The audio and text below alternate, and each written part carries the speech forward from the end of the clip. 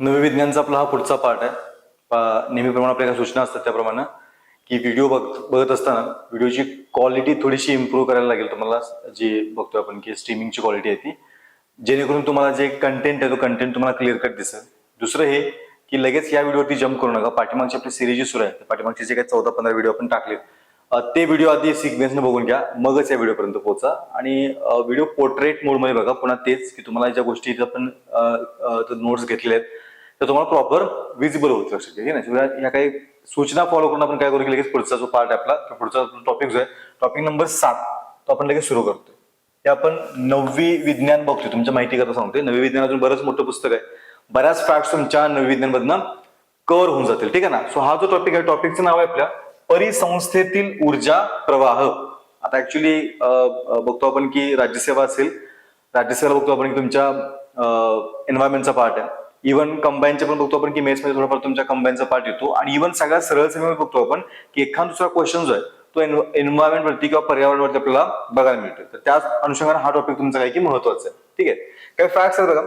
1942 मध्ये लिंडमन या शास्त्रज्ञानं अन्न साखळी आणि त्यातल्या ऊर्जा वहनाचा काय केला की अभ्यास केला. तो आपल्याला फॅक्च्युअल लक्षात ठेवायचं काय म्हणजे शास्त्राचं नाव काय तुमच्या, तर लिंडमन. 1942 मध्ये बघतो आपण काय केलं की अन्न साखळी आणि त्यातील ऊर्जा प्रवाह तुमचा. अन्न साखळी म्हणजे कळते ना, एक फूड चेन म्हणतो आपण त्याला. की बाई समजू आपण की उंदीर आहे, उंदीर काय खातोय तर उंदीर धान्य खातोय. तर त्या उंदराला कोण खाते तर साप खातोय, सापाला कोण खाते तुमच्या तर एखादा गरुड खातोय तुमच्या. ही जी काय फूड चेन आहे आणि त्या फूड चेन मध्ये मग तुमचा ऊर्जेचा प्रवाह कसा होतोय याचा अभ्यास कोणी केला होता तर लिंडमनने केला. लक्षात ठेवा. ठीक आहे ना. पुढे हे पण नाव महत्वाचं आहे, परिस्थितिकीय मनोरा, ज्याला आपण म्हणतो इकॉलॉजिकल पिरामिड, जे की आपण त्या खाली ड्रॉ केलेलं आहे. ठीक आहे ना. सो हा जो इकॉलॉजिकल पिरामिड आहे त्याची संकल्पना सर्वप्रथम चार्ल्स एल्टन या ब्रिटिश शास्त्रज्ञानं मांडली होती. बघा दोन्ही नाव महत्वाचे. पहिलं कोणतं नाव बघतो आपण, लिंडमन. लिंडमन यांनी काय केलं तर जी फूड चेन आहे किंवा अन्न साखळी आहे त्या अन्न साखळीमध्ये असणारा ऊर्जा प्रवाहाचा अभ्यास केला. दुसरं नाव आहे तुमचं बघतो आपण की चार्ल्स एल्टन. यांनी काय केलं तर यांनी हा इकॉलॉजिकल पिरामिड जो आपण खाली बघतोय तुमचा तो मांडला तुमचा. ठीक आहे ना. आणि 1970 बघतो आपण की इंग्लंडमधील बियर बेटनची टुंड्रा परिसंस्थेने अभ्यास केला होता. त्यामुळे ह्याला आपण काय म्हणतो की एल्टानियन मनोरा हे नाव पण लक्षात ठेवा तुमचं. बघा इकॉलॉजिकल पिरामिड किंवा परिस्थितिकीय मनोरा शोध लावला कोणी तर चार्ल्स एल्टन यांनी ती संकल्पना शोधली होती. शोध लागला कुठं तर बघतो आपण की इंग्लंड मधलं बियर बेट आहे त्याच्यावरल्या टुंड्रा परिसंस्थेमध्ये अभ्यास केला होता. त्यामुळे त्याला म्हणताना काय म्हणतो आपण, दुसरं नाव काय तर एल्टानियन मनोरा असं काय की सेकंड नेम आहे. लक्षात ठेवा. ठीक आहे ना. आता हा जो तुम्ही पिरामिड बघाल त्यामध्ये काय दिसते बघा की वनस्पती ज्या आहेत ज्यामध्ये प्रामुख्याने प्लवक वगैरे तुमचे असतील. ठीक आहे. हा जो मनोरा आहे तो जलीय ऊर्जा मनोरा आहे तुमचा. म्हणजे पाण्यातली जी तुमची परिसंस्था असते त्या पाण्यातल्या परिसंस्थेचा काय की हा मनोरा आहे. ते म्हणते की ज्या पाण्यातल्या वनस्पती ज्याला आपण काय म्हणतो की प्लवक म्हणतो आपण. नाव लक्षात ठेवा. पाण्यातल्या ज्या हिरव्या वनस्पती आहेत त्याला काय म्हणतो आपण, अति छोट्या असतात त्याला प्लवक म्हणतो आपण. तर त्यांच्यामध्ये आपण बघतोय की ऊर्जा किती आहे तर 10,000 किलो कॅलरी इतकी ऊर्जा आहे त्यांच्यामध्ये. बरं त्या प्राणी प्लवक वनस्पती प्लवकांना प्राणी प्लवक खातील. छोटेसे तुमचे प्राणी असतील जे काय करतील की या वनस्पती प्लवकांना खायचं काम करतील. पण त्यांच्याकडे ज्या वेळेस ती ऊर्जा ट्रान्सफर होईल त्यावेळेस काय होतं तर 10,000 पैकी त्यांच्याकडे फक्त 1,000 किलो कॅलरी तुमची ऊर्जा काय होती की ट्रान्सफर होते. आता हे जे प्लवक आहेत कुठले प्राणी प्लवक यांना काय होईल, यांना छोटे मासे खातील. ठीक आहे ना. यांच्यापर्यंत ऊर्जा ट्रान्सफर बघतो आपण की 1,000 चे तुमचे फक्त 100 किलो कॅलरी होतील. आणि ज्यावेळेस बघतो आपण की या मास्यांना मानव खाईल त्यांच्यावर काय बघतो आपण तुमचं फक्त 10 किलो कॅलरीची काय तुमची ऊर्जा ट्रान्सफर होते. लक्षात घ्या उत्पादकापासून जसं जसं आपण काय काही वरती होतो तुमच्या, ज्याला आपण म्हणतो की प्राथमिक भक्षक, द्वितीय भक्षक, तृतीय भक्षक असं आपण त्या मंदिरामध्ये वरती जाऊ तसं आपल्याला काय कळते की ऍब्सॉर्ब होणारी ऊर्जा किंवा प्राप्त होणारी जी ऊर्जा आहे त्याचं प्रमाण काय होतंय की कमी कमी होत जाते तुमचं. ही फॅक्ट आपण काय करायची इथं लक्षात ठेवायची इकॉलॉजिकल पिरामिड वरून तुमच्या. ठीक आहे ना. पुढे जाऊया आपण. आता इथे टायटल बघा, जैव भू रासायनिक चक्रांचे प्रकार आपण बघतोय तुमचं. ठीक आहे ना. मला वाटतं यातल्या काही गोष्टींची आपल्याला तशी आजची आवश्यकता नाही, पण पुढे जाऊ आपण. मला वाटतं इथं फक्त हे गोष्टी फक्त आपण डिस्कस करू आपण. तेच आहे तुमचं जे आपण म्हणतो की तुमचे बायो केमिकल सायकल्स तुमचे जे आपण प्रामुख्याने आपल्या आजूबाजूला तुमचे जे काही गोष्टी बघतो खास करून त्यामध्ये तुमचा नायट्रोजन असेल, ऑक्सिजन असेल तुमचा किंवा कार्बन असेल तुमचा किंवा फॉस्फरस तुमचा असेल. ठीक आहे ना. याची एक तुम्हाला काय दिसेल की एन्व्हायरमेंट मध्ये सायकल एक तुम्हाला बघायला मिळेल तुमची. ठीक आहे ना. तर ती सायकल फक्त आपण डिस्कस करतो. आपण सुरुवातीला बघतो आपण तिथं मला वाटतं इथं कार्बन सायकल डिस्कस केली तुमची. ठीक आहे. इथे तुम्हाला पिक्चर फॉर्मॅट मध्ये पण ती कार्बन सायकल दाखवली की दिसेल तुम्हाला की सूर्यप्रकाश दाखवला इथं, वनस्पती श्वसन करतायत आणि वनस्पती श्वसन करताना काय करतील की कार्बन डायऑक्साईड वापरतील म्हणजे आतमध्ये घेतील आणि तुमचं ऑक्सिजन काय करतील की बाहेर सोडतील. प्राणी श्वसन करतायत, ठीक आहे ना. तो प्राण्यांचं शोषण झालं की प्राणी तुमचे काय करतात की ऑक्सिजन वापरतात आणि कार्बन डायऑक्साईड तुमचे काय करतात की बाहेर टाकतात.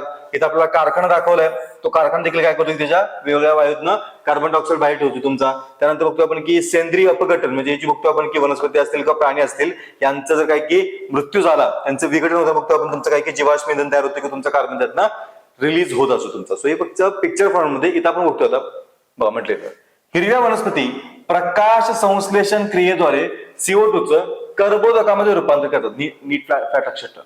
काय म्हणलं आपण, ज्या हिरव्या वनस्पती आहेत तुमच्या आपल्या आजूबाजूला दिसणाऱ्या त्या काय करतात, त्यांच्यामध्ये बघतो आपण की त्या ग्रीन असल्यामुळे त्या हिरव्या असल्यामुळे त्यांच्यामध्ये काही की हरित लवक आहेत आणि त्या हरित काय करतात की फोटोसिंथेसिसचं काम करतात. आणि हे फोटोसिंथेसिस करत असताना ते काय करतील CO2 चं रूपांतर कर्बोदकामध्ये करतात. कर्बोदके ज्याला इंग्लिश म्हणतो आपण कार्बोहायड्रेट्स, लक्षात ठेवा. काय म्हणतो आपण त्याला, कार्बोहायड्रेट्स तुमचे, ठीक आहे ना. आणि मग तसेच त्या प्रथिन आणि मेद असे कार्बनी पदार्थही तयार करतात. तिन्ही गोष्टी लक्षात ठेवा. हिरव्या वनस्पती काय करतात, जी प्रकाश संश्लेषण क्रिया आहे त्या प्रकाश संश्लेषण क्रियेच्या माध्यमातून कार्बन डायऑक्साईड जो आहे CO2 त्याचं रूपांतर कर्बोदकामध्ये, त्याचबरोबर प्रथिन आणि मेद या इतर घटकांच्या मध्ये पण आपल्याला त्या करताना दिसते तुमचं, ठीक आहे ना. शाकाहारी प्राणी हिरव्या वनस्पती खातात, शाकाहारी प्राण्यांना मांसाहारी प्राणी खातात. म्हणजेच वनस्पतीकडून जैविक कार्बन शाकाहारी प्राण्याकडे, शाकाहारी प्राण्यांच्याकडनं मांसाहारी प्राण्याकडे आणि मांसाहारी प्राण्याकडून तुमच्या सर्वोच्च भक्षक असतो तुमच्या प्राण्यांकडे संक्रमित होत जातो. लक्षात घ्या, प्रोसेस काय समजून घ्या. वनस्पती आपण मागाशी पण डिस्कस केलं, तुमच्या वनस्पती काय करतात, प्रकाश संश्लेषण करतात. त्यामध्ये काय करतील ते कार्बन डायऑक्साईड यूज करतील आणि ह्या कार्बन डायऑक्साईडचं रूपांतर काय करते तुमच्या आपण म्हणलो एकतर कर्बोदकामध्ये, प्रथिनांच्या मध्ये आणि मेदांच्या मध्ये यांचं रूपांतर करतात, ठीक आहे ना. आता हा जो सगळा कार्बन डायऑक्साईडचे वेगवेगळे आपण प्रकार भेटतो तुमचे ते वनस्पतीने साठवून ठेवले त्यांच्यामध्ये, ठीक आहे ना. आणि ज्या वेळेस ह्या हिरव्या वनस्पतीने काय करतील की शाकाहारी प्राणी खातील, तर हे शाकाहारी प्राणी काय करतात, त्यांच्याकडून हे कर्बोदके, प्रथिन आणि मेद त्यांच्या शरीरात जातील. जेव्हा या शाकाहारी प्राण्यांना मांसाहारी प्राणी खातील त्याच बघतो आपण की परत काय होईल, तुमचा हा कार्बन डायऑक्साईड तिकडे ट्रान्सफर होत जाईल तुमचा. सो लक्षात घ्या, वातावरणामधला कार्बन डायऑक्साईड झाडांच्या मध्ये, झाडांच्या मधून शाकाहारी प्राण्यांच्या मध्ये, शाकाहारी प्राण्यांच्या मधून मांसाहारी प्राण्यांच्या मध्ये, यांच्यावर बघतो की अल्टिमेटली तुमच्या मांसाहारी प्राण्यांचा मृत्यू होईल, ते तुमच्या जमिनीमध्ये कुजतील. तर ते कुजल्यानंतर पुन्हा तुमचा काय होईल की जो कार्बन डायऑक्साईड आहे तो वातावरणामध्ये तुमच्या रिलीज केला जाईल. ही तुमच्या काय की कार्बनची सायकल लक्षात ठेवा.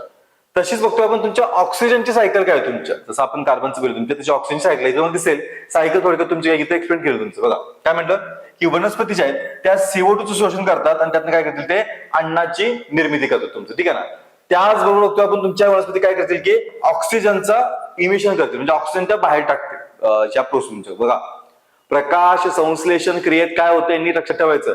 वनस्पती कार्बन डायऑक्साईड काय करतात की बाहेरून आत घेतात म्हणजे वापरतायत आणि त्या सगळ्या प्रोसेसमध्ये प्रकाश संश्लेषण क्रियेमध्ये ते ऑक्सिजन बाहेर सोडतात. त्यांनी बाहेर सोडलेला ऑक्सिजन वापरतोय कोण, तुमचे प्राणी वापरतो तुमचे. सो फक्त चेन काय करा की लक्षात ठेवतो. तेच म्हटलं आपण की पृथ्वीवरच्या वातावरणात जवळपास 21% तसेच जलावरण आणि शिलावरण अशा तिन्ही आवरणामध्ये ऑक्सिजन आढळतो. फॅक्ट आहे, महत्वाचे आहे, लक्षात ठेवायचं. काय लक्षात ठेवायचं की पृथ्वीच्या वातावरणात एकूण किती % तुम्हाला काय सापडतोय की ऑक्सिजन सापडतोय. तो काय बघतो आपण जवळपास 21% ऑक्सिजन सापडतोय.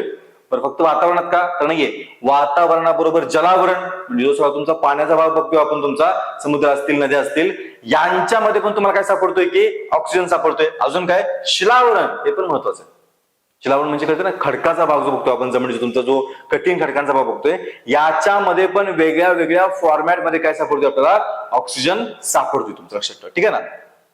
पुढं इथे म्हणते बघा, जीवावरणातील ऑक्सिजनचं अभिसरण आणि त्याचा पुनर्वापर म्हणजेच काय तुमचं, तर ऑक्सिजन चक्र जे आपण डिस्कस केलं तुमचं की जे जिवंत सगळे प्राणी बघतो आपण, ते जिवंत प्राणी काय करतात की वातावरणाला ऑक्सिजन युज करतात, कार्बन डायऑक्साईड बाहेर टाकतात. जी झाड आहेत, झाडं काय करतात, तुमच्या कार्बन डायऑक्साईड युज करतात तुमच्या, ऑक्सिजन तुमचा बाहेर सोडतात. ही जी सायकल आहे काय म्हणतो आपण, तुमची ऑक्सिजन सायकल म्हणतो आपण, लक्षात ठेवा, ठीक आहे ना. तशीच सेम तुमची काय की नायट्रोजन सायकल पण आहे. तुम्हाला एक पिक्चर दिसेल त्यामध्ये काय दिसतं आपल्याला की हा तुमच्या वातावरणामध्ये असणार तुमचा काय की नायट्रोजन आहे तुमचा, ठीक आहे ना. इथे बघतो आपण की वीज काढली आणि ते वीज काढल्यामुळे काय तुमचं की झालं, या नायट्रोजनचं आपण काय करतो की पुन्हा रूपांतरित करतोय आपण तुमचं, ठीक आहे ना. कशामध्ये, NH3 मध्ये तुमच्या. इथं बघतो आपण तुमच्या वनस्पती आहेत, त्या वनस्पती सॉरी प्राणी आहेत तुमचे, प्राणी काय करतायत की त्या गवत खातायत, त्यातून ते बघतो की तुमच्या प्राण्यांची विष्ठा असेल त्यातून तुमचं NH4 किंवा NO2 तुम्हाला मिळते तुमच्या. इथे काही वनस्पती आहेत, त्या वनस्पती तुमच्या काय की NO3च्या फॉर्मॅटमध्ये तुमचा जो नायट्रोजन आहे तो नायट्रोजन युज करतात. हे तिन्ही वर्ड्स लक्षात ठेवा बरं का. म्हणजे वीज चमकली किंवा तुमच्या भोवती तुमचे काही हे असतील म्हणजे नायट्रोजन स्थिरीकरण करणारे तुमचे काही बॅक्टेरिया तुमचे असतील, ते काय करतात NH3 मध्ये रूपांतर करतात तुमचं, पुढे त्यांचं NO3 मध्ये रूपांतर तुमचं होते. इथं बघतो आपण NH4 तुमचं होते. ह्या ज्या गोष्टी आहेत ना, या गोष्टी तुमच्या एक्झामला विचारतात. त्यामुळे हे जे पिक्चर आहे त्या पिक्चरमध्ये आपण ह्या गोष्टी मेन्शन आहेत ना, या मेन्शन गोष्टी फक्त काय करा की प्रॉपरली बघून ठेवा तुमचे, ठीक आहे ना. आता इथे काय म्हटलं बघा, सर्व सजीव नायट्रोजन चक्रामध्ये भाग घेतात. पहिली फॅक्ट काय म्हणतो आपण, पृथ्वीवरती असणाऱ्या सगळे जे सजीव असतील म्हणजे त्यामध्ये ह्युमन्स येतात, काही तुमच्या वनस्पती येतील, काही तुमचे मायक्रो ऑर्गॅनिझम तुमचे येतील, हे काय करतील तुमच्या नायट्रोजन चक्रामध्ये भाग घेतो. प्रथिन असतील आणि न्यूक्लिक अम्ल असतील, याचा नायट्रोजन हा काय की हा महत्वाचा घटक लक्षात ठेवा. सो आपण बघतोय की जे प्रोटीन्स आपल्या बॉडीमध्ये असतात किंवा जे अमिनो ऍसिड्स म्हणतो आपण, या अमिनो ऍसिड्स आणि प्रोटीनचा मेन घटक तुमचा कोण आहे तर नायट्रोजन आहे, लक्षात ठेवा, ठीक आहे ना. चक्र कसं आहे बघा, पहिलं आहे नायट्रोजन स्थिरीकरण. बघा तुमचं जो वातावरणामध्ये तुमचा असणारा नायट्रोजन आहे ना, तो वातावरणातला नायट्रोजन आहे त्या स्वरूपात प्राण्यांना किंवा वनस्पतींना वापरता येत नाहीये, त्याचं रूपांतरण होणं गरजेचं आहे. आणि त्या रूपांतरणाच्या प्रोसेस काय म्हणतो आपण तुमचं तर स्थिरीकरण. सो लक्षात घ्या, नायट्रोजनचे रूपांतर वातावरणीय औद्योगिक व जैविक प्रक्रियेद्वारे नायट्रेट आणि नायट्राइट मध्ये होत. लक्षात घ्या, काय समजलं का, जो नायट्रोजनचं स्थिरीकरण होणं म्हणजे काय होणं की वातावरणामध्ये असणारा जो काही तुमचा नायट्रोजन आहे त्याचं रूपांतर कशामध्ये तर नायट्रेट मध्ये किंवा नायट्राइट मध्ये होणं, याला काय म्हणतो आपण तुमचं नायट्रोजनचं स्थिरीकरण. कोण करते हे, एक तर औद्योगिक तुमच्या काही गोष्टी असतील, काही वातावरणीय गोष्टी असतील, काही तुमच्या जैविक गोष्टी असतील, यांच्यामुळे काय होतं तुमच्या नायट्रोजनचं रूपांतर एकतर नायट्रेट मध्ये किंवा नायट्राइट मध्ये तुमच्या होतं. लक्षात ठेवा, ठीक आहे ना. पुढे बघतोय आपण अमोनीकरण, ही दुसरी तुमची क्रिया असेल नायट्रोजनच्या स्थिरीकरणाची. यामध्ये काय होते बघा, सजीवांचे अवशेष उत्सर्जित पदार्थ यांचं विघटन होऊन अमोनिया वायू काय होतोय की मुक्त होते. तर दिले स्पष्ट तुमचं, जे सजीव बघतो आपण जे मरतात किंवा ज्या वनस्पती मरतात तर त्यांच्या मृत्यूनंतर त्यांचं काय होतंय की इथे बघतो आपण की त्यांच्या अवशेष त्यांचं विघटन होईल आणि त्या विघटन प्रक्रियेने काय तुमचे तयार होतं काय म्हणतो आपण अमोनिया वायू मुक्त होतो, याला काय म्हणतो आपण अमोनीकरण म्हणतो आपण. पुढे नायट्रीकरण, त्यामुळे काय बघतो आपण की अमोनियाचे नायट्रेट नंतर नायट्रेट मध्ये रूपांतर होणे. कळते का बघा, नायट्रीकरण म्हणजे काय तर अमोनियाचे नायट्राइट आणि नंतर काय म्हणतो आपण नायट्रेट. दोन शब्द सिमिलर दिसतात पण थोडेसे काही त्यांच्यामध्ये स्लाइट डिफरन्स आहे. बघा लक्षात घ्या, नायट्रीकरण म्हणजे काय म्हणजे काय तर अमोनियाचं जो आपण इथं वरती बघितलं तुमचा हा अमोनिया, त्या अमोनियाचं रूपांतर काय झालं तुमचं पहिल्यांदा नायट्राइट मध्ये झालं आणि नंतर त्याचं रूपांतर काय झालं की नायट्रेट मध्ये झालं. तर अशा प्रोसेस काय म्हणतो आपण तर नायट्रीकरण म्हणतो आपण. आणि पुढची प्रोसेस तुमची म्हणजे की विनायट्रीकरण, त्यामध्ये बघतो आपण की नायट्रोजन युक्त संयुगांचं नायट्रोजन वायूत रूपांतर तुमच्या होणं. सो ही जी काही प्रोसेस आहे फक्त एक्झाम दृष्टीने लक्षात ठेवा. एक्झामला आपल्याला विचारतं काय विचारतील की बाई नायट्रोजन स्थिरीकरण म्हणजे काय, आपल्याला फक्त हे कारण आणि त्याच्यापासून काय तयार होते आपल्याला माहिती असणं गरजेचं आहे. आपल्याला विचारतं की अमोनीकरण म्हणजे काय, आपल्याला हे माहिती असणं गरजेचं आहे. आपल्याला विचारतं की नायट्रीकरण म्हणजे काय, आपल्याला दोन्ही नावं माहिती असणं गरजेचं आहे. आपल्याला विचारतं की विनायट्रीकरण म्हणजे काय, परत आपल्याला काय की हे वायू दोन्ही नावं माहिती असणं गरजेचं आहे. एक्झामला या टाइपचे क्वेश्चन्स येतात, अवघड वाटत असलं तर देखील एक्झामच्या दृष्टीने आपल्याला ते प्रिपेअर करून ठेवणं आवश्यक आहे, ठीक आहे ना. पुढे मोकळे आपल्याला ओके, तो टॉपिक समजू. आता पुढचा टॉपिक आपला तो म्हणजे उपयुक्त आणि उपद्रवी सूक्ष्मजीव. मागच्या काही लेक्चरमध्ये तुमच्या आपण प्राण्यांचं वर्गीकरण थोडक्यामध्ये बघितलं होतं. आपण मागच्या लेक्चरला वनस्पतींचं वर्गीकरण आपण थोडक्यामध्ये बघितलं होतं. आता काय बघतो आपण की काही सूक्ष्मजीव आहे ज्याला आपण मायक्रो ऑर्गॅनिझम्स म्हणतो आपण, ठीक आहे ना. तर त्यांच्यामध्ये बघतो आपण की उपयुक्त आणि उपद्रवी असे दोन आपण प्रकार पाडतोय. उपयुक्त म्हणजे काय की जे आपल्यासाठी काय की महत्वाचे आहेत, उपयोगाचे आहेत, त्यांच्यामुळे आपला काहीतरी फायदा होतोय. आणि उपद्रवी म्हणजे काय की ज्यांच्यामुळे आपलं काय होतंय की नुकसान होतंय. अशा सगळ्या सूक्ष्मजीवांची काय करतोय आपण थोडक्यात ओळख करून घेतोय आपण. फॅक्च्युअल डेटा असताना बऱ्यापैकी आपल्याला माहिती असणं गरजेचं आहे. बघा काय म्हणतो आपण, पहिला आहे लॅक्टोबॅसिलाई जीवाणू दुधातील लॅक्टोज शर्करेचं किण्वन प्रक्रियेद्वारे लॅक्टिक आम्लात रूपांतर करतो. बघा एकच स्टेटमेंट आहे पण एकाच स्टेटमेंट मध्ये बघतोय आपण की जवळपास 4 प्रकारचे क्वेश्चन तुमचे फेम शकतील. बघा काय काय म्हणतो आपण, पहिलं नाव आहे तुमच्या जीवाणूचं नाव. जीवाणूचं नाव तुमचं काय तर लॅक्टोबॅसिलाई. आणि लक्षात ठेवायचं तो जीवाणूच आहे, त्याला विषाणू आदी जीव असे काही नाव वापरतील पण आपल्याला लक्षात पाहिजे की लॅक्टोबॅसिलाई तुमचा काय तर जीवाणू, ठीक आहे ना. पुढे बघा, दुधामध्ये तुमच्या कोणती शुगर असते लॅक्टोज शुगर असते. बघा तुमचा अजून एक क्वेश्चन सॉल्व्ह होतो तुमचं. पहिलं काय बघितलं आपण ते जीवाणूचं नाव बघितलं आपण काय लॅक्टोबॅसिलाई. तो जीवाणू आहे, तो विषाणू नाहीये किंवा तो काही नाही, की आधी जी नाव आहे ती तुमची दुसरी फॅक्ट झाली. तिसरी फॅक्ट काय करते आपला, की दुधामध्ये जी शुगर असते, जी साखर असते, आपण बघतो ना दूध तुम्ही विदाऊट साखर जरी प्यायचा प्रयत्न केला ना तर तुम्हाला त्यामध्ये थोडासा गोडवा जाणवतो. तो जो गोडवा जाणवतो दुधामध्ये आपल्याला, त्याचं रिझन काय, दुधामध्ये असणारी शुगर, साखर. पण ती साखर जे आहे त्याचं नाव काय असतं, त्याचं नाव असतं लॅक्टोज शुगर. तुमची बघा एक एक गोष्ट आपल्याला कळत. पुढे काय म्हणतो आपण, याचं किण्वन प्रक्रियेद्वारे, किण्वन प्रक्रिया फर्मेंटेशन म्हणतो आपण तुमचं. बघा परत तुमची ही किण्वन प्रक्रिया, आणि त्यात काय तुमचं की लॅक्टिक आम्लामध्ये रूपांतर करतोय आपण त्याचं. कळलं का? बघा लॅक्टोबॅसिल आहे, काय करतोय, दुधामध्ये असणाऱ्या लॅक्टोज शुगरचं फर्मेंटेशन प्रक्रियेद्वारे रूपांतर कशामध्ये तुमच्या करतोय, तर लॅक्टिक आम्लामध्ये करतो. लक्षात ठेवा. ठीक आहे ना. पुढं दुधाचा सामू जो आपण बघतो यामुळं पीएच कमी होतो व दुधातील प्रथिनांचे क्लथन म्हणजेच कोॲग्युलेशन होते, आणि त्यामुळे बघतो आपण की दुधातील इतर प्रथिने घटकांपासून वेगळे होतात. त्यालाच दुधाचं काय म्हणतो आपण, दह्यामध्ये रूपांतर होणं असं म्हणतो आपण. लक्षात घ्या, प्रोसेस तीच आहे. आपण म्हणतो विरजण लावलं आपण दुधाला, विरजण लावतो म्हणजे आपण त्यामध्ये कुठला बॅक्टेरिया टाकतोय, आपण त्यामध्ये लॅक्टोबॅसिलस बॅक्टेरिया टाकतोय. कळतंय ना.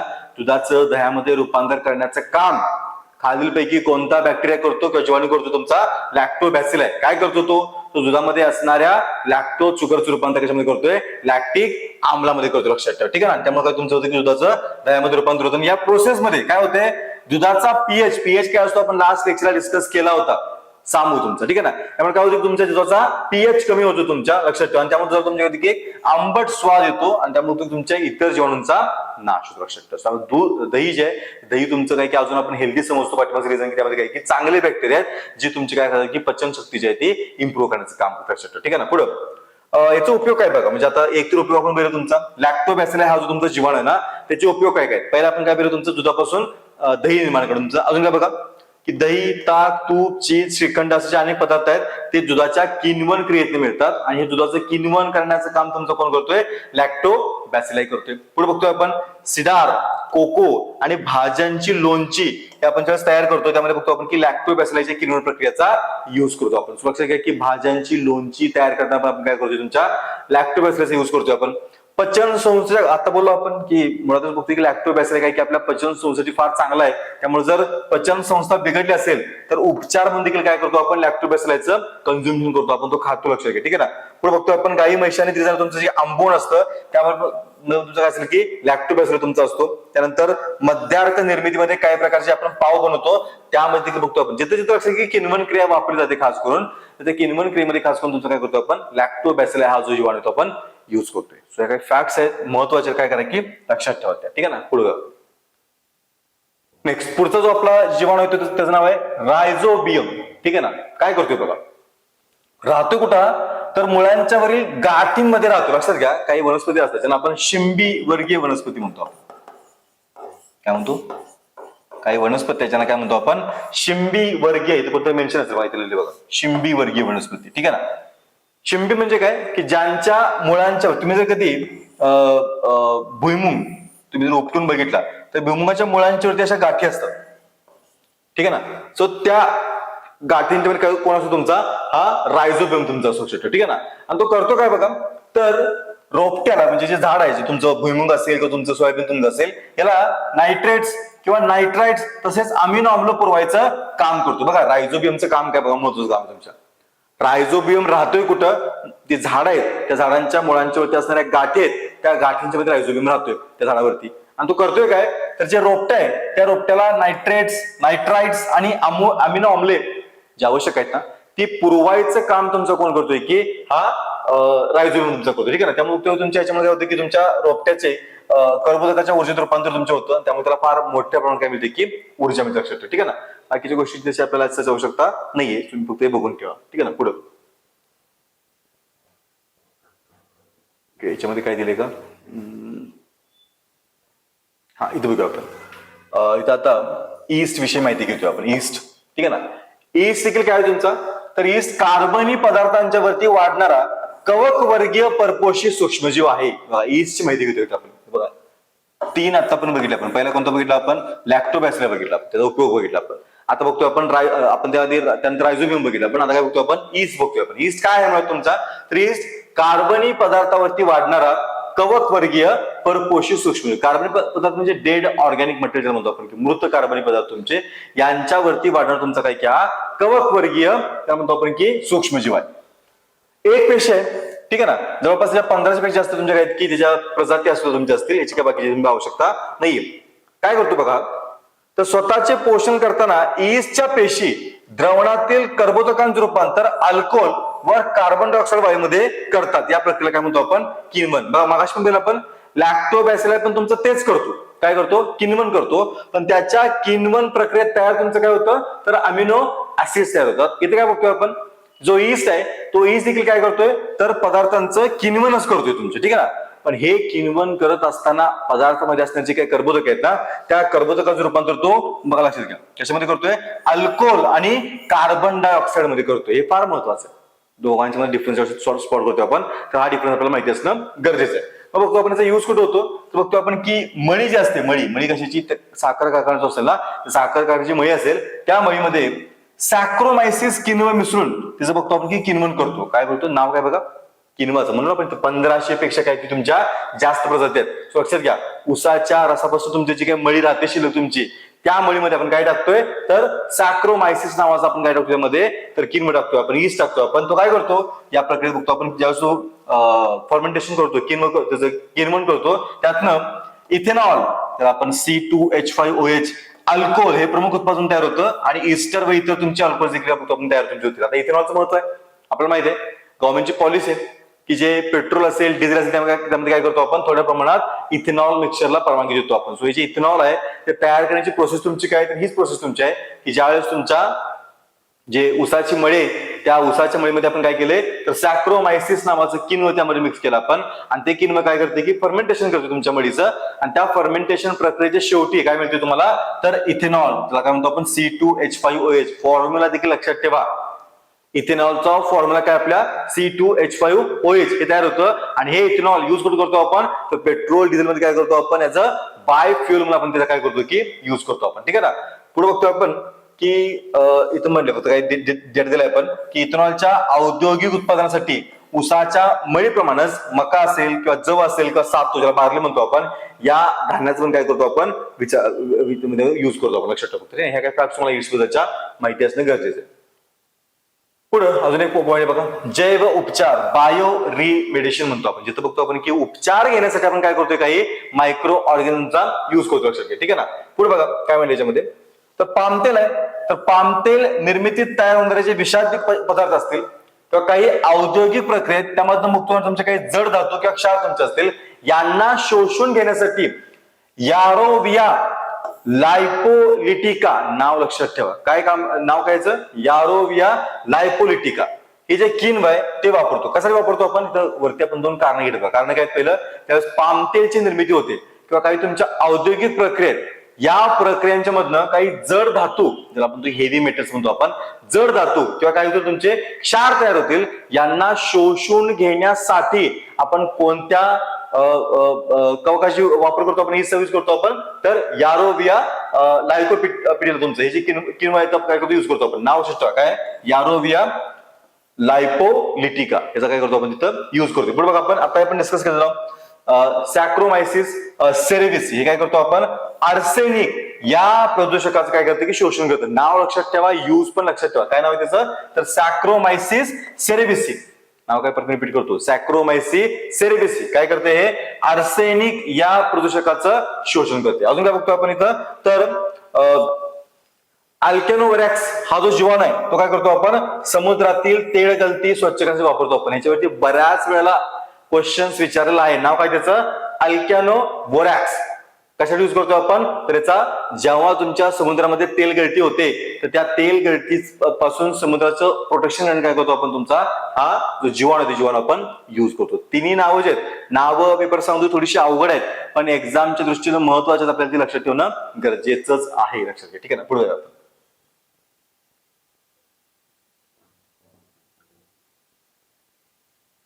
याच्यामध्ये,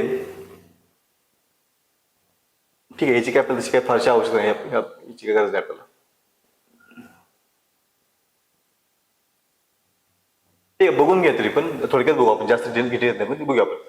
प्रतिजैविकमध्ये तुमचे अँटीबायोटिक्स तुमचे, ठीक आहे ना. अँटीबायोटिक काय करतात, तर सूक्ष्मजीवांचा नाश व त्यांच्या वाढीस प्रतिकार करणारे जीवाणू आहेत तुमच्या काय म्हणतो आपण की कवकांपासून आपल्याला मिळवते. तुमच्या अँटीबायोटिक्स म्हणजे काय, आपण बघू आजारी पडलो की ज्या गोळ्या वगैरे आपण घेतो, औषधी घेतो ना आपण, त्या काय म्हणतो आपण अँटीबायोटिक्स म्हणतो आपण, किंवा प्रतिजैविक म्हणतो आपण.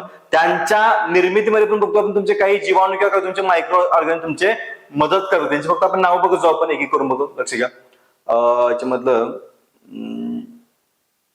ठीक आहे, ह्याची खरंच तर आपल्याला काय गरज नाही, तुम्ही स्किप करू शकता पूर्ण. हा फक्त बघूया आपण पेनिसिलिन, ठीक आहे ना. पेनिसिलिन हा कुठून मिळतो, हा पेनिसिलियम या कवकापासून मिळणारा काय की प्रतिजैविकांचा गट आहे. लक्षात घ्या, हे महत्वाचं तुमचं. काय म्हणतो आपण, पेनिसिलियम काय, पेनिसिलिन हा पेनिसिलियम तुमचा काय म्हणतो आपण, पेनिसिलियम या कवकांपासून मिळणारा प्रतिजैविकांचा गट आहे. त्यापासून बघतो आपण की स्टॅफिलोकोकाय, क्लॉस्ट्रिडिया, स्टॅफिलोकोकाय प्रजातीचे तुमचे जीवाणू असतील, याच्यापासून होणारे काय तुमचे संसर्ग आहेत त्यांना आटोक्यात आणण्यासाठी बघतो आपण तुमच्या काय की या पेनिसिलिनचा यूज तुमच्या होतो. लक्षात ठेवा, ठीक आहे ना. प्रामुख्याने बघतो आपण की न्यूमोनिया, त्यानंतर स्कारलेट फिवर, आपण लोहित जीवाणू म्हणतो आपण, याच्यावरती उपचार करताना काय करतो आपण, पेनिसिलिन तुमच्या औषधांचा वापर करतो. लक्षात घ्या, ठीक आहे ना. बस काय इथं खाली असं मला वाटतंय. हा ठीक आहे, त्याची फारशी आवश्यकता नाहीये. हा ते पार्ट तसा आपल्या उपयोगाचा नाहीये, ठीक आहे, सोडून द्या. हा इथे येऊया आपण, हे आपल्या एक्झामला विचारते. बाकीचा पार्ट तुम्ही तो स्किप करून घ्या किंवा तुम्हाला नोट्स मिळतील, नोट्स मध्ये वाचून ठेवा फक्त, पण त्याची काही फारशी डिस्कशन त्याची आवश्यकता नाही. हा जो चार्ट आहे तो चार्ट मात्र काय की महत्वाचा आहे, तो लक्षात ठेवायचा. तुमच्या काय चार्ट बघा याच्यामध्ये, तरी आपण घेतले की रोगाचं नाव घेतलं, त्यानंतर त्याचा कारक घेतलाय, त्याचा प्रसार कसा होतो घेतलाय, त्याचा काय की प्रतिबंध घेतला. लक्षात घ्या ना. एक्झामसाठी खास करून ह्या दोन चॅप्टरची काय फारशी त्याची आवश्यकता नाहीये, दोन तुमच्या कॉलमची, पण तरी पण तुम्ही बघून ठेवायला हरकत नाही. एक एक घेऊ बघा, सगळं वाचत बसत आता तुमचं नोट्स मध्ये वाचून घ्या. तुमचं पहिलं तुमचं एड्स कशामुळे होतो, तर विषाणूमुळे होते. फार महत्वाचं आहे. लक्षात, एक्झामला इतकं बेसिक देखील ते विचारतात की एड्स हा जो आजार आहे तो कशामुळे होतो, आदिजीव, जीवाणू, विषाणू, काही यापैकी नाही. तर आपल्याला कळलं पाहिजे की तो कशामुळे तुमच्या होतोय की विषाणूमुळे होतोय तुमचं, ठीक आहे ना. पण बघतो आपण की प्रसार कसा होतोय, तर व्यक्तीच्या रक्तातील रक्त तुमचं, वीर्य किंवा तुमचं आईचं दूध, या तीन गोष्टींचा तुमचा प्रसार होतोय. बघतो आपण की प्रतिबंध कसं करू शकतो आपण, तर ते दिलं आपण की इंजेक्शन आपण वापरणं किंवा सुरक्षित लैंगिक संबंध ठेवणं तुमचा, आपण त्याचा काही प्रतिबंध करू शकतोय. सो बाकी सगळे पण बघा, कावीळ आहे, इन्फ्लुएन्झा आहे, गोवर आहे, बर्ड फ्लू असेल, डेंगी ताप असेल, न्यूमोनिया असेल, कुष्ठरोग असेल, कॉलरा, हिवताप आणि तुमचं केस कोंडा, सगळ्यांचे बघतो आपण की कारक बघितलं आपण, कुठे विषाणू असेल, कुठे तुमचा जीवाणू असेल, काही तुमचं काय की आदिजीव आहे. एकदा काय करायचं की बसायचं, या नोट्स तुम्हाला मिळणारच आहेत. एकदा काय करायचं, तुमच्या प्रॉपर बसून काय करायचं, सगळ्या नोट्स तुमच्या वाचून काढायच्या. एक्झामला परत मी सांगतोय अशा टाईपचे क्वेश्चन्स फार जास्त पडतात की अमुक अमुक रोग खालीपैकी कशामुळे होतोय. आता आपण इथे काय केलंय, आपण त्यांचे स्पेसिफिक नावं घेतलेली नाहीत. एक्झाम्पल तुमचं आता एड्स म्हणतं, फक्त विषाणू म्हणतो आपण, तर विषाणू नाव काय तुमच्या HIV विषाणू तुमचा, म्हणजे ह्युमन इम्युनोडिफिशियन्सी व्हायरस तुमचा. पण ते आपण स्पेसिफिक नाव न घेता फक्त आपण कारक बघितले की बाई कशामुळे होतोय, तो जीवाणू आहे का, विषाणू आहे का, आदिजीव का, कवक आहे तुमचं, हे फक्त माहिती असेल. ह्याच्यावरती बेसिक क्वेश्चन आपल्या सरळ सरळ एक्झामला येतात. त्यामुळे हा जो चार्ट आहे मी म्हणतोय परत लक्ष घ्या, याची आपल्याला आवश्यकता ऍज सच नाहीये. पण हे जे दोन तुमचे कॉलम आहेत ना, हे दोन कॉलम मात्र काय करा की प्रॉपरली प्रिपेअर करून ठेवा. याच्यावरती मात्र आपल्याला काय मिळतं की परीक्षेला क्वेश्चन्स बघायला मिळतील. लक्षात, ठीक ना. ओके, पुढे जाऊया. त्यामध्ये आता हा हे देखील लक्ष घ्या. पुढचा टॉपिक आहे आपला, हा टॉपिकचं नाव आहे पर्यावरणीय व्यवस्थापन. तिथे एक डेट दिली, डेट लक्षात घ्या कुठले, 23 मार्च. काय 23 मार्च, जागतिक हवामानशास्त्र दिन. डेट लक्षात ठेवा, मी म्हणतोय प्रत्येक आपण जे मागच्या चॅप्टर्स बघतो आपण, त्या चॅप्टर्स मध्ये कुठं ना कुठं तुम्हाला काहीतरी डेट्स बघायला मिळते तुमचे. त्या डेट्स लक्षात ठेवण्याचा प्रयत्न, आता मला माहिती आहे एक्झामची तयारी करत असताना सगळ्याच डेट लक्षात राहणार नाहीत, पण तुम्ही जर वारंवार वाचत राहिलात ना तर या डेट्स तुम्हाला एक्झामच्या वेळेला आठवतील की 23 मार्च म्हणजे काय म्हणतो आपण की जागतिक हवामानशास्त्र दिन तुमचं. लक्षात, ठीक आहे ना. पुढे बघतोय आपण की इथे काही फॅक्ट्स आहेत. फॅक्ट्स काय बघा, एक करून बघू आपण. पहिलं, भारतीय हवामान खात्याची स्थापना 1875 मध्ये ब्रिटिशांनी सिमला येथे केली. काय म्हणतो आपण, फॅक्ट आहे. फॅक्ट काय, भारतीय हवामान खात्याची स्थापना कधीची तुमची 1875 ची. मुख्य कार्यालय तुमचं कुठे येतं, नवी दिल्लीमध्ये तुमचं. आणि बघतो आपण गुवाहाटी, मुंबई, कलकत्ता, चेन्नई, नागपूर आणि नवी दिल्ली इथे जे आहेत की प्रादेशिक कार्यालय. दोन्ही फॅक्ट महत्वाचे. काय म्हणतो आपण, पहिलं भारतीय हवामान खात्याची तुमच्या स्थापना कधीची आहे, 1875 ची. बरं, स्थापना तुमच्या कुणी केली? ब्रिटिशांनी. कुठं? सिमलामध्ये. आता बघतो आपण त्याचं मुख्यालय तुमचं कुठं आहे? दिल्लीमध्ये. आणि त्याची प्रादेशिक कार्यालय कुठे कुठे तुमचे आहेत? मुंबई, गुवाहाटी, मुंबई, कलकत्ता, चेन्नई, नागपूर आणि नवी दिल्ली. त्याची काय की प्रादेशिक रिजनल ऑफिस तुमचे लक्षात घ्या. ठीक आहे ना. पुढे बघतो आपण की भारतातला जो मान्सून आहे त्याच्या हंगामातील अंदाज वर्तवण्याची परंपरा 100 वर्षांपेक्षा जुनी. 1877 मध्ये पडलेल्या दुष्काळानंतर IMDचे संस्थापक HF ब्लेनफोर्ड यांनी 1884 मध्ये हिमालयातील बर्फवृष्टी हा घटक गृहीत धरून सर्वप्रथम काय असा अंदाज वर्तवला तुमचा होता. बाकीतलं आपल्यासाठी उपयोगाचं काय आहे का? आपल्यासाठी उपयोगाचं जितकं काही नाही, तुम्ही पूर्ण स्किप करू शकता. फक्त ही डेट लक्षात ठेवा आणि ही जी फॅक्ट आहे ती फॅक्ट फक्त काय करा की लक्षात ठेवा. पुढे जाऊया. येस, हे महत्वाचं आहे. काय केलेलं बघा की कचऱ्याच्या विघटनासाठी लागणारा कालावधी. बघा मागच्या स्लाइड्स वर फक्त काय करा की त्या डेट लक्षात ठेवा आणि ते तुमचे मेन ऑफिस आणि रिजनल ऑफिस लक्षात ठेवा. बाकीच्या गोष्टींची आपल्याला आवश्यकता नाहीये. इथे बघा इथे 4 घेतला आपण. त्यामध्ये काय केलं आपण की जो कचरा आहे निसर्गात सापडणारा त्या कचऱ्याच्या विघटनासाठी लागणारा जो काय कालावधी आहे ना तो आपण घेतलेला आहे. कधी तर रॅन्डम चुकून क्वेश्चन पडतो लक्षात घ्या. बघा ठीक आहे ना. केळ्याची साल जी असते तिला पूर्णपणे वातावरणामध्ये किंवा तुमच्या एन्व्हायरमेंटमध्ये कुजण्यासाठी किंवा नष्ट होण्यासाठी वेग लागेल साधारणतः 3 ते 4 आठवडे.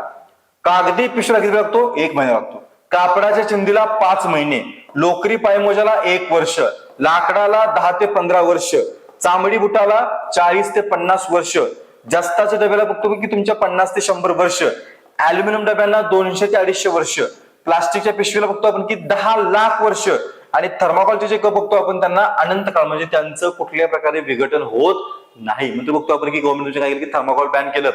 विशिष्ट प्रकारचे प्लास्टिक आपण काय केले की बॅन केले. का? त्यांचं वातावरणामध्ये किंवा तुमच्या एन्व्हायरमेंटमध्ये कुठल्या प्रकारचं विघटन होत नाही. चार्ट महत्वाचं आहे. ऍटलीस्ट खालचे 2-3 काय करा की लक्षात ठेवा. एक्झाम चुकून विचारत आपल्याला ते माहिती असणं गरजेचं. ठीक आहे ना. या व्हिडिओमध्ये आपण इथंच थांबूया. पुढचा जो चॅप्टर आहे आपला प्रकाशाचं परिवर्तन तो आपण काय करू की नेक्स्ट व्हिडिओमध्ये डिस्कस करू आपण. ठीक आहे ना. थँक्यू व्हेरी मच मित्रांनो.